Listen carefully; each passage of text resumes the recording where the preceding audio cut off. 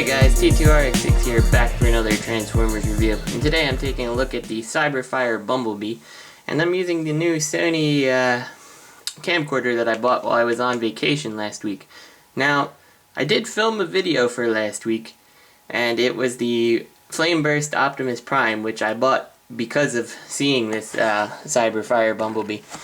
And yeah, so I put it up. It actually went up the same time as the other Bumblebee review, and then I had it private, expecting that when it went unprivate it would show up for everybody. So if you were wondering why there was no new video on Friday, it was because the Flame Burst Prime video was supposed to be up last Friday, but I was on vacation, so I just wanted to make it so I could unprivate it and you could see.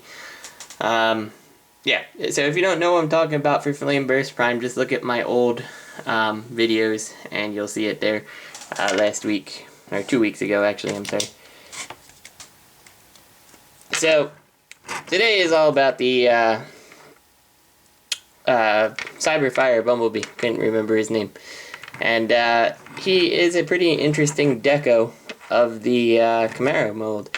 Instead of being yellow and black, well, you know, predominantly yellow with black accents, he's now black with yellow accents. And they're kind of crazy accents, these yellow fire bolts.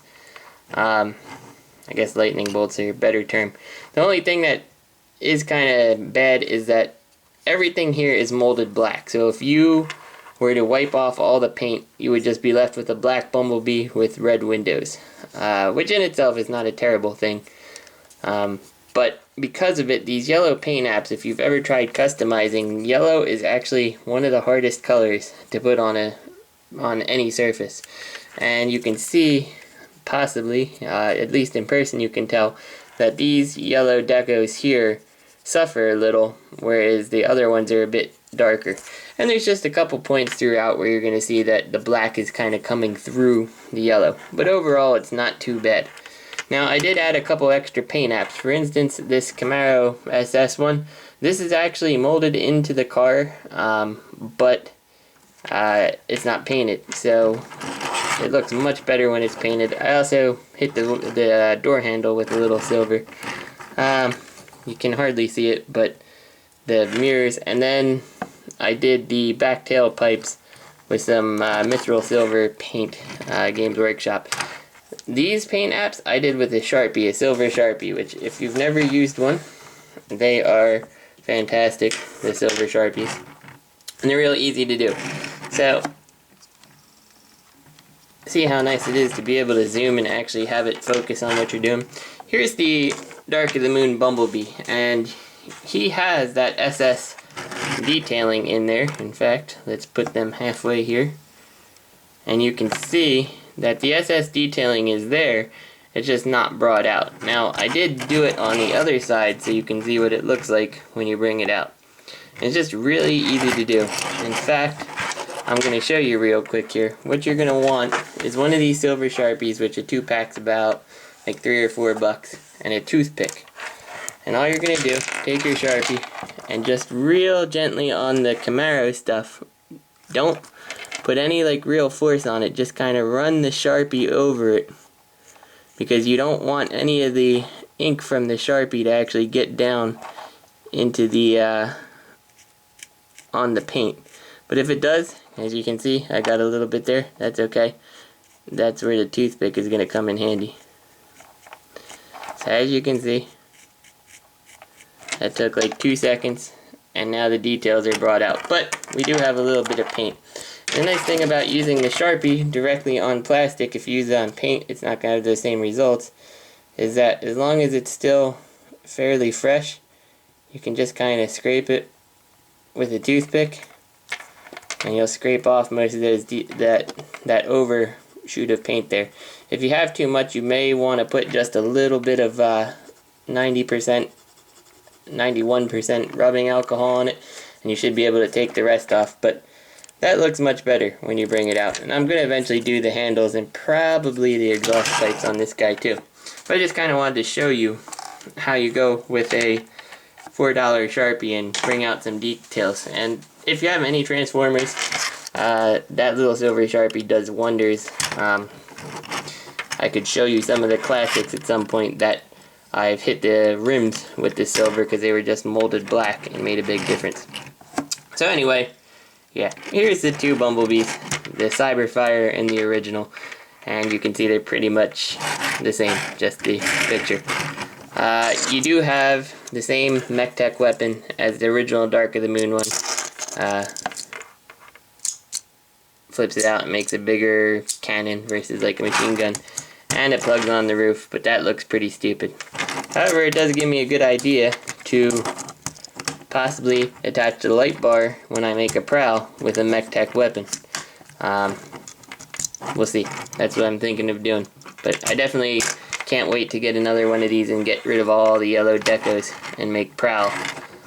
Different head, of course. So, the one reason that I really like this, besides his crazy look, is that this Bumblebee mold, if you're a fan of the movie Bumblebee, is actually really, really easy to transform versus some of the other ones. So, that instantly makes it a winner. So we're going to start the transformation. You're going to lift the top of the car up here, and you can just kind of fold everything in, and this collapses in like that. And it is going to leave kind of a larger backpack, but that's okay.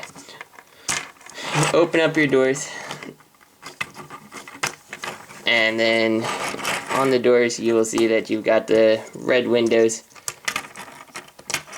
which you can fold up. Now, one thing some people ask is, can these windows fold up while it's in the alt mode? And the answer is yes, but they kind of have an outward lean to them. So when this all comes together, your windows are actually popping out of the car. So what I might do when I get prowl is, or make my prowl, is remove this and then just leave these windows down, and just leave them open windows there.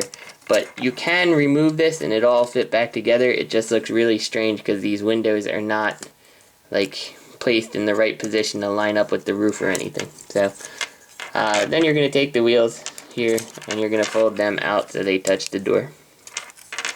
And we'll go back to the feet now, I guess. So you can split them apart, and the transformation, pull this panel here, pull these legs on down, and that'll pretty much do the back of the car. You can pop it up the rest of the way. There's a slot here and a tab. Let me get this up just a little to see better, and hopefully the light's okay. It's hard to see what's a shadow and what is the black because of so much black on this toy. Yeah, just come over to the other side here, rotate that out, flip that down, flip the back of the car into the back of the leg.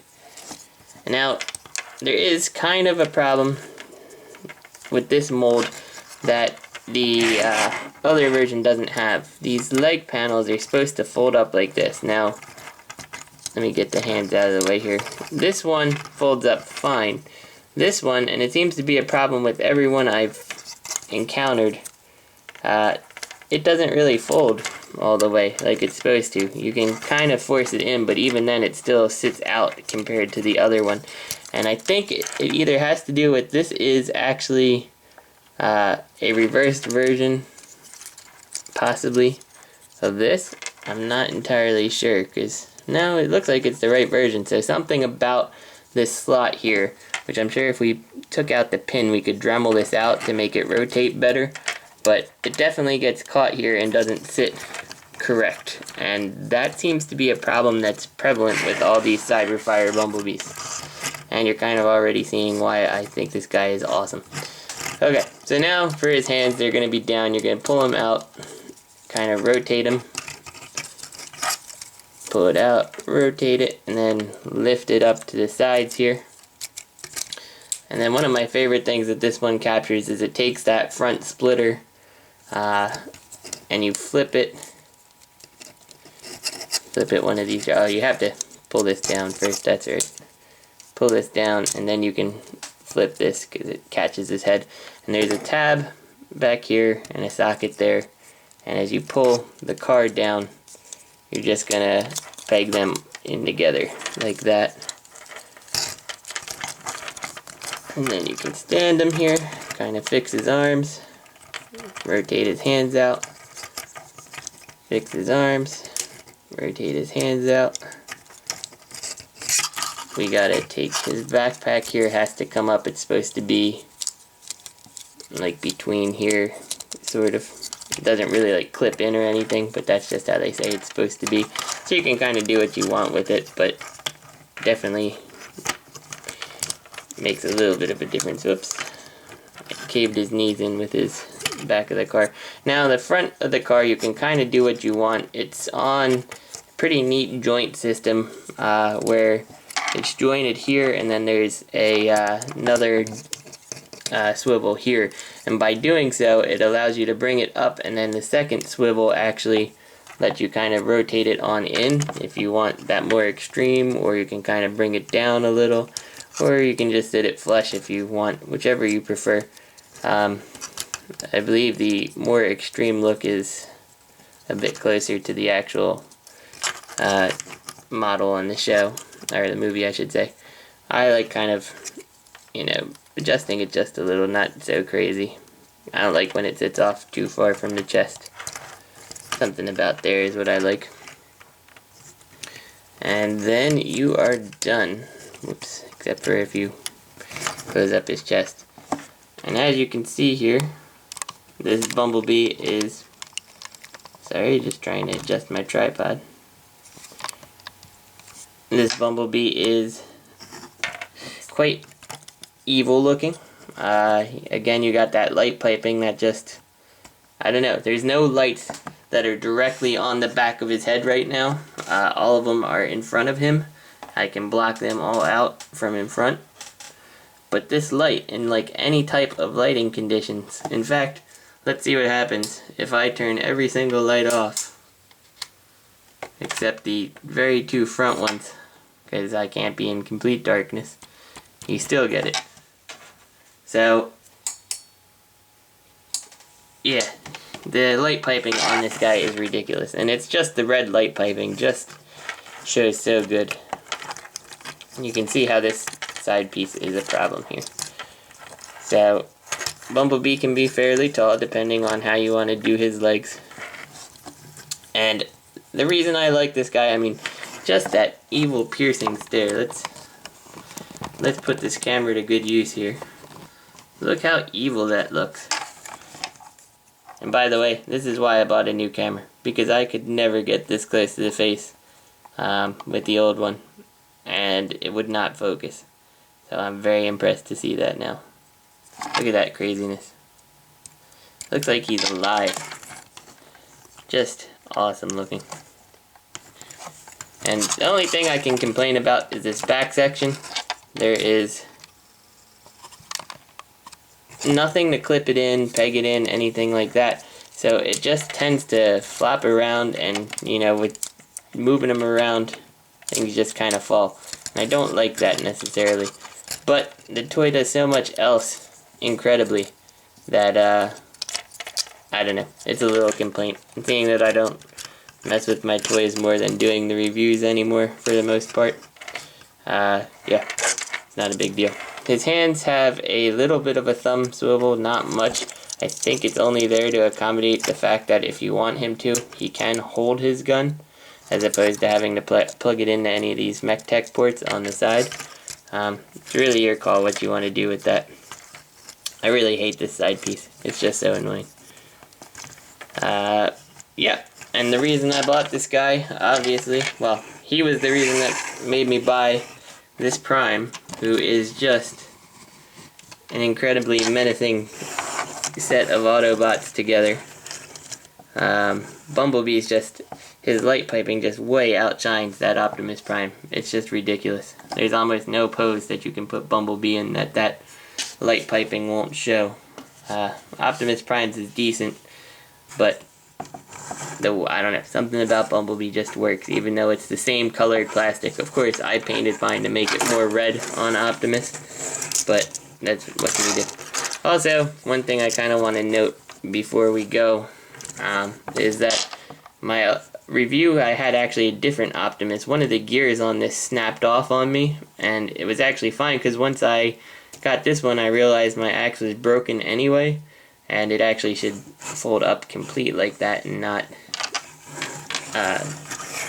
open like I had it in the video.